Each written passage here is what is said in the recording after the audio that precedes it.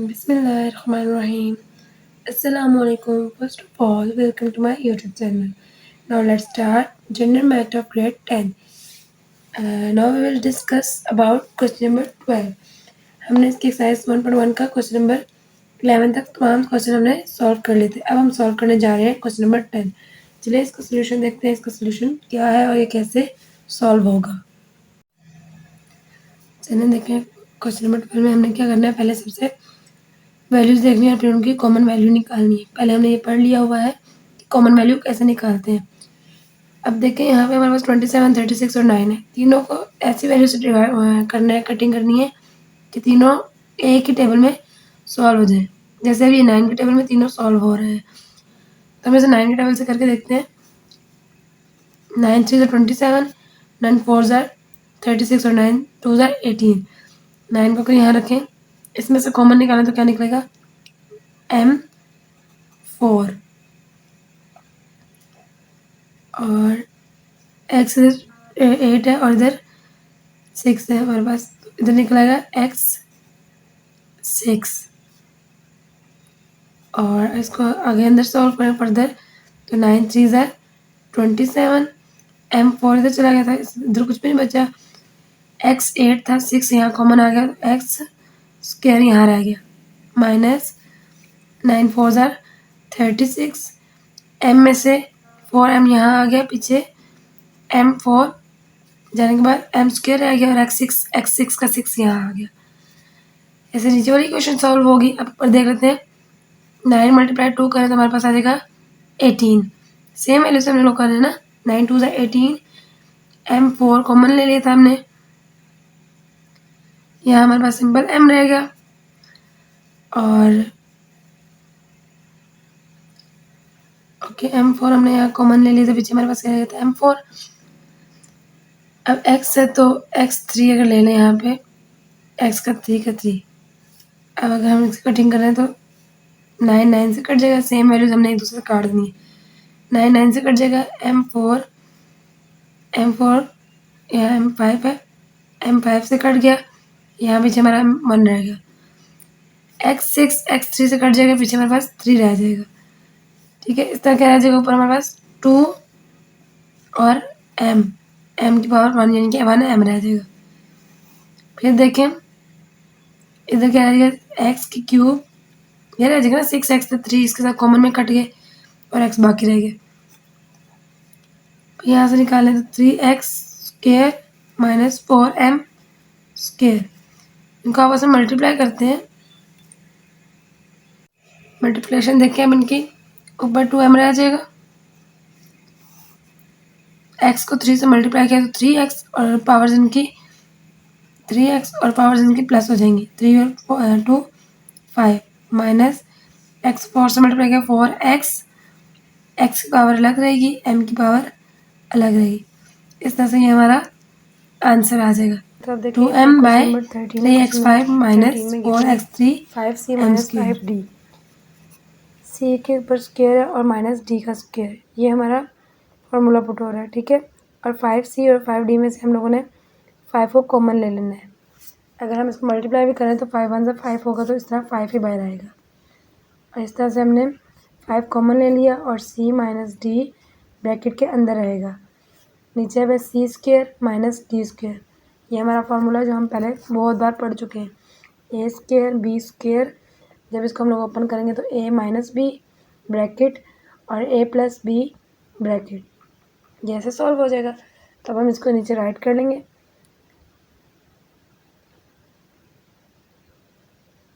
c 2 दफ़ा, तो इसमें से एक दफ़ा c आ जाएगा इधर और एक दफ़ा d इधर आ जाएगा, और सेकंड टाइम में एक दफ़ा उधर चल जाएगा c भी और एक दफ़ा d भी।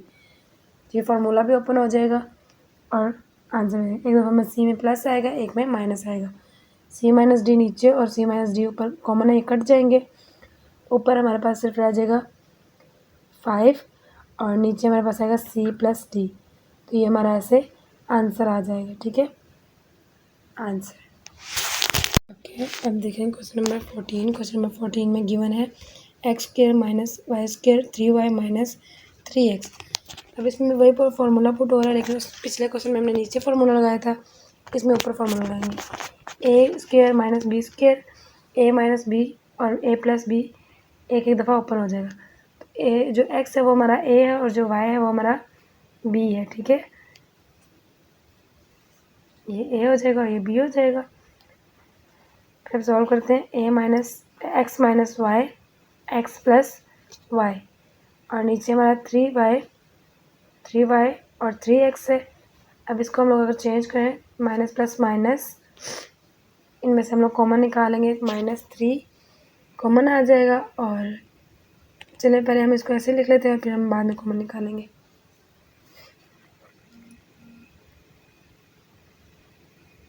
अब x minus Y X plus Y ऐसे ही लिख लिया एज इट इज़। और नीचे हमने क्या 3 में से 3 दोनों 3 एक जैसे कॉमन है तो इसमें से -3 कॉमन निकाल लेंगे, ठीक है। अंदर हमारा आ जाएगा y माइनस एक्स, इसको ऐसे लिख लेंगे y माइनस एक्स और ब्रैकेट, चाहे वो इस साइड जाए x माइनस वाई हो या y माइनस एक्स हो, एक ही बात है। अभी एक जैसी वैल्यू है y माइनस एक्स और x माइनस वाई, ये दोनों आपस में कट जाएंगी, ठीक है। इनको काट लेंगे, फिर हमारे पास रह जाएगा x प्लस वाई और -3, इसको एज इट इज़ नीचे उतार लेंगे x प्लस वाई और बाय -3, तो ये हमारा आंसर आ जाएगा ऐसे, ठीक है।